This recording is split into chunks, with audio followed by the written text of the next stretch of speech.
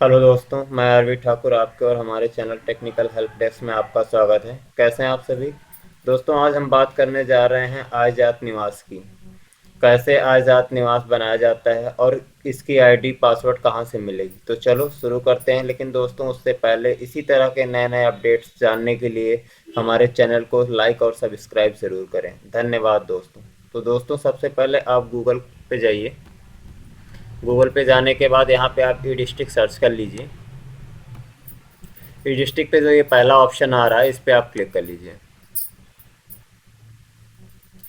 यहाँ पे देखिए ई डिस्ट्रिक्ट लॉगिंग है, सिटीजन लॉगिंग है, जीएवी पंजीकरण है, एसडीजी लॉगिंग है। तो यहाँ पे आपका जो सेकंड नंबर पे है सिटीजन लॉगिंग, यहाँ पे आप क्लिक कर लीजिए। क्लिक करने के बाद जैसे देखिए हमने पहले से ही आईडी पासवर्ड मिल चुका है, तो हमने डाल रखा है। लेकिन अगर आपके पास आईडी पासवर्ड नहीं है तो आप नवीन उपयोगकर्ता पंजीकरण पे क्लिक कर लीजिए।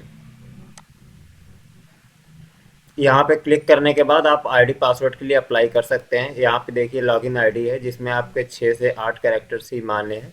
जिसमें आप अपना नाम, अल्फ़ाबेट या और नॉमेरिक ये डाल के आप जांच सकते हैं कि क्या इसके नाम से पहले किसी की आईडी बनी हुई है या नहीं। अगर नहीं बनी हुई है तो आप यहाँ पे वो डिटेल सबमिट कर सकते हैं। उसके नीचे आप आवेदन का नाम यानी अपना नाम, जन्म तिथि, लिंग, आवासीय पता, पिन कोड, ये सारी डिटेल्स डाल के यहाँ पे आप सुरक्षित कर लीजिए। जैसे ही सुरक्षित करेंगे आपका आईडी और पासवर्ड जनरेट हो जाएगा। आईडी आपका वो होगा जो आपने डाल रखी है लॉगिन आईडी के सामने, और पासवर्ड आप जो बनाएंगे। ये आपका जैसे ही कंप्लीट हो जाता है तो फिर से आपको जो है ये डिस्ट्रिक्ट के पोर्टल पे आना है। यहाँ पे आप सिटीजन पे क्लिक करिएगा। सिटीजन पे क्लिक करने के बाद आप यहाँ पे आईडी डालिएगा अपना। उसके नीचे आप पासवर्ड डालिएगा। पासवर्ड डालने के बाद नीचे कैप्चा कोड डाल दीजिएगा। कैप्चा कोड डालने के बाद आप इसको सबमिट कर दीजिए। चलिए हम कैप्चा कोड डाल के आपको दिखा दे रहे हैं।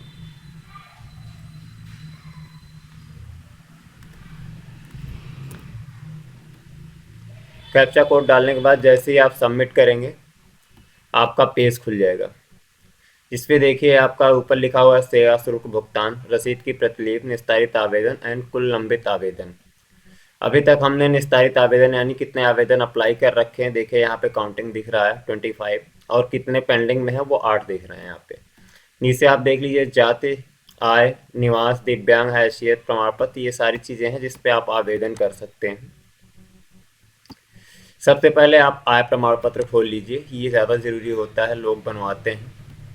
इसमें देखिए आपकी डिटेल लिखी हुई है, आप नागरिक का, नगरीय का बना रहे हैं या ग्रामीण का बना रहे हैं, उसके हिसाब से यहाँ पे सेलेक्ट कर लीजिएगा। उसके नीचे आप सारी डिटेल्स भरिएगा, मकान नंबर, सारी चीज़ें, नाम, मोबाइल नंबर, पिता का नाम, माता का नाम,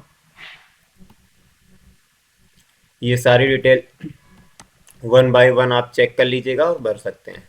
इसके नीचे आप देखिए क्या इस पे आप अपडेट करेंगे। इसमें आपकी 4 चीज़ें होंगी। फ़ोटो हो गया, आपका स्वप्रमाणित घोषणा पत्र हो गया, राशन कार्ड हो गया। ये 4 चीज़ें आपको जो है मेंशन करनी होगी। 3 चीज़ें तो आपको कंपलसरी है, फ़ोटो, स्वप्रमाणित घोषणा पत्र और राशन कार्ड। अगर राशन कार्ड नहीं है तो आप अन्य में जाके आधार कार्ड या कुछ भी डॉक्यूमेंट्स जो वेरीफाई हो यानी गवर्नमेंटेड हो डॉक्यूमेंट्स, वो आप अपलोड कर सकते हैं यहाँ पे। अपलोड करने के बाद आप अपलोड करके दर्ज कर देंगे। चलिए हम एक बार आपको भर के दिखा दे रहे हैं।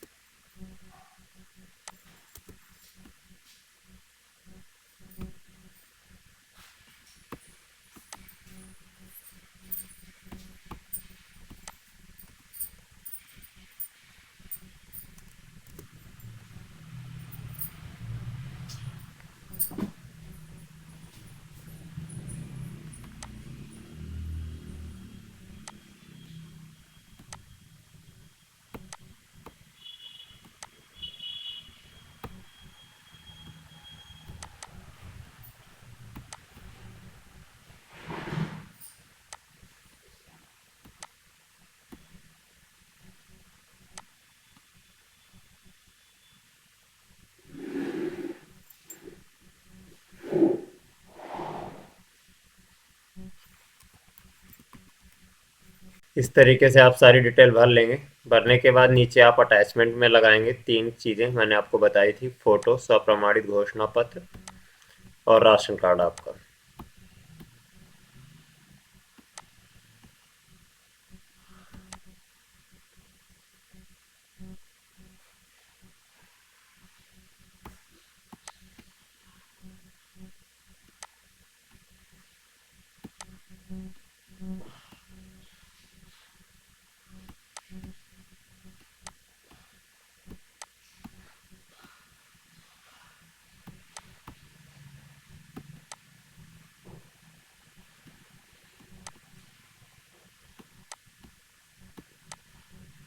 भरने के बाद देखिए इस तरीके से आपका फॉर्म अपलोड हो जाएगा।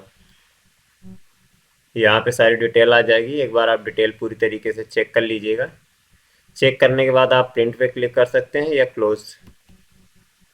और इसके नीचे आप जाएंगे तो यहाँ पे सेवा शुल्क भुगतान का ऑप्शन आ रहा है, यहाँ पे आप क्लिक करेंगे। ये आपका जो है एप्लीकेशन नंबर जनरेट हो जाएगा। यहाँ पे आप सबमिट कर देंगे।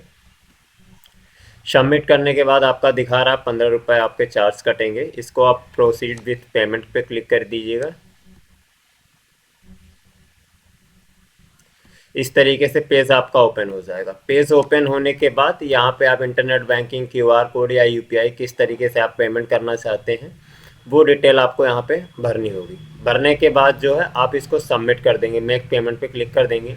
इस पे सबमिट करने के बाद आपके पास एक स्लिप जनरेट होगी, जो इस पे आपका एप्लीकेशन नंबर, डेट, टाइम सारी चीज़ें लिखी होंगी। वो आप स्लिप सेव करके रख लीजिएगा। 4 से 5 दिन के बाद आप वही स्लिप नंबर डाल के, यानी आप फिर से होम पे जाएंगे। होम पे जाने के बाद आप सिटीज़न पे क्लिक करके लॉगिन कर लीजिएगा। लॉगिन करने के बाद इस तरीके से आपका डैशबोर्ड ओपन हो जाएगा। डैशबोर्ड ओपन होने के बाद आवेदन की सूची पे आप क्लिक करेंगे तो जो आपने आवेदन किया है यहाँ पे दिखाई देगा। ये एप्लीकेशन नंबर है। इस तरीके से आप यहाँ से एप्लीकेशन जो लास्ट किया है आपने कॉपी कर लेना है।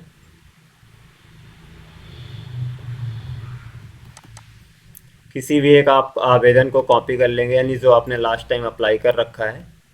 उसके बाद निस्तारित आवेदन पे आप क्लिक कर लेंगे। यहाँ पे देखिए ये दिखेगा कि कौन सा निस्तारित हुआ है। इस पर आप क्लिक कर देंगे। जिसका भी निवास है आज जो आपने बनाया है उसका इस तरीके से डिटेल ओपन हो जाएगा। जैसे हमने बहुत पहले बनाया था तो इससे स्वीकृत हुआ है।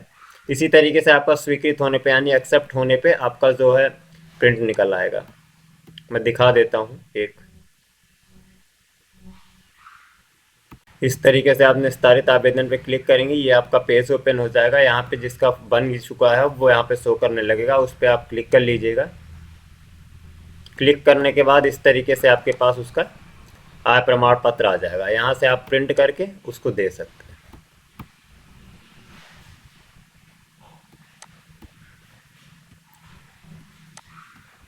इसी तरीके से और भी सर्विसेज हैं आपकी जो मैंने आपको बताया है। इसमें जात निवास प्रमाण पत्र, आय प्रमाण पत्र, निवास का आपका देख लीजिए। एक बार मैं आपको निवास का भी ओपन करके दिखा दे रहा हूँ।